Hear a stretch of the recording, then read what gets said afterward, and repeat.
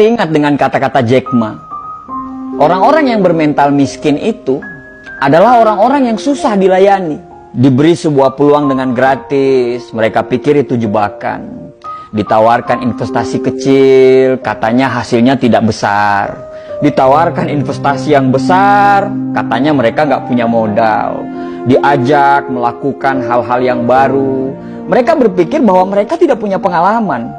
Diajak bisnis tradisional, katanya persaingannya itu berat sekali di luaran. Diajak bisnis yang model baru, katanya itu multi level marketing. Diajak buka toko, katanya ngeluh nggak bebas. Diajak bisnis apa aja, mereka bilang mereka nggak punya keahlian. Jadi orang-orang bermental miskin ini selalu berpikir lebih banyak daripada profesor, tapi bertindak lebih sedikit dari orang buta. Dan coba Anda tanyakan kepada mereka, apa yang sudah mereka lakukan terhadap hidup mereka? Niscaya mereka akan susah untuk menjawab apa yang Anda tanyakan. Padahal hidup itu berjalan terus.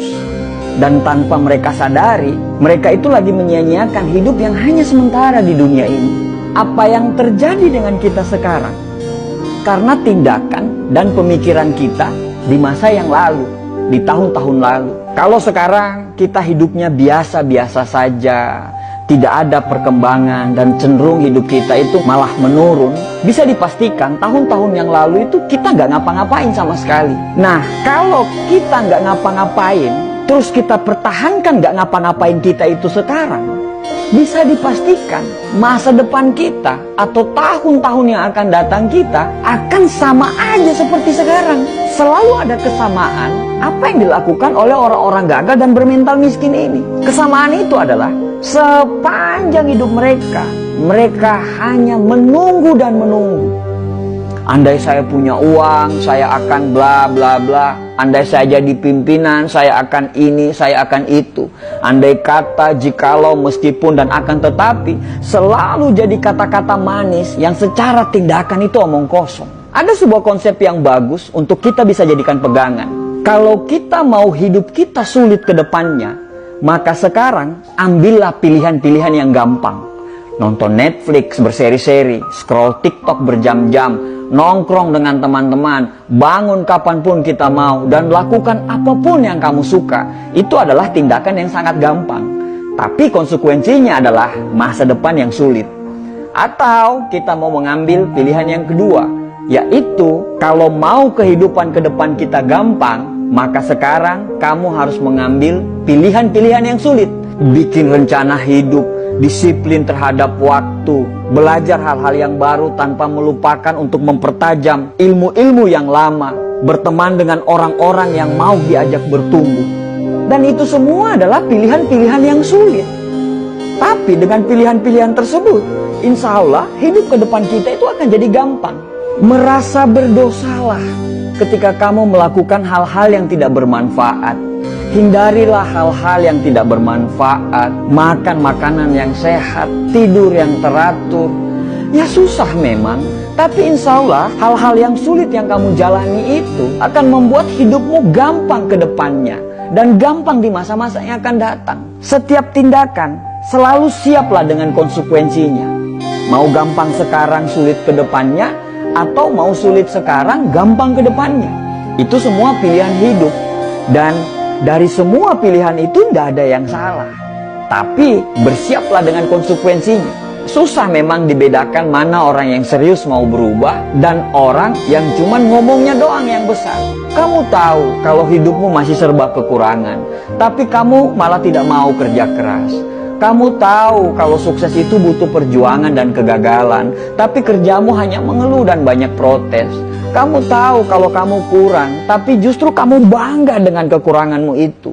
Bahkan parahnya, kekurangan itu justru kamu jadikan alasan pembenaran kenapa kamu masih seperti ini. Ya wajarlah dia sukses, dia akan punya modal, sedangkan saya, ya wajarlah orang tuanya kaya, sedangkan saya, ya wajarlah dia didukung, sedangkan saya, ya wajarlah, maklumlah, mereka yang pantas apalah, dan bla bla bla bla bla. Banyak sekali alasan yang Anda ungkapkan. Padahal setiap orang itu pasti punya perangnya masing-masing loh. Kamu berperang dengan perangmu sendiri, begitu juga mereka. Mereka berperang dengan perangnya masing-masing. Setiap orang ada dengan masalahnya masing-masing. Bedanya, kamu menyerah dan mereka masih menyelesaikan masalah mereka dan mereka tidak pernah keluar dari arena pertempuran. Kalau kamu tidak berjuang, terus apa yang mau dimenangkan? Akhirnya orang-orang sukses dan kita lagi-lagi tidak sukses. Setelah melihat mereka sukses, apa kata kita? Wajarlah, mereka kan beda. Ya iyalah beda. Orang-orang sukses itu pasti berbeda. Perbedaan tidak selalu yang terbaik, tapi yang terbaik pasti berbeda. Bukan beda makanannya, karena mereka pun makan apa yang seperti kita makan. Bukan beda dari kecerdasan. Terkadang orang-orang sukses itu justru kepintaran dan kecerdasannya itu jauh di bawah kita. Tapi yang membedakan itu adalah action dan tindakannya. Saat kamu menunggu perubahan datang, mereka selalu menciptakan perubahan. Sampai kapan kamu menunggu dan tertinggal? Lebih baik gagal karena melakukan sesuatu daripada sukses tapi tidak melakukan apa-apa dalam hidup. Manusia itu bisa berubah karena Tuhan menciptakan kita, selalu ada maksud dari penciptaan tersebut. Tidak ada yang bisa merubah diri kita kecuali diri kita sendiri yang mau berubah. Berdoa lebih banyak, bangun lebih pagi, belajar lebih giat lagi, cari lingkungan pertemanan yang memang betul-betul membuat kita bertumbuh. Selalu positif tiap hari dan jangan banyak mengeluh. Pelajari semua pola-pola kenapa orang bisa sukses. Karena sukses itu berpola, gagal pun berpola. Ya terserah kamu mau ngomong apa. Mau ngomong kita kebanyakan bacot lah atau apapun itu. Tapi setidaknya kami sudah mengingatkan. Tugas kami itu hanya mengingatkan. Sesungguhnya kamu tidak akan dapat memberi hidayah kepada orang yang kamu kasihi. Tapi Allah memberi hidayah kepada orang yang dikehendaki. Orang positif selalu saling mendoakan. Orang negatif akan saling menjatuhkan. Orang sukses itu paham proses. Sedangkan orang gagal pasti banyak protes.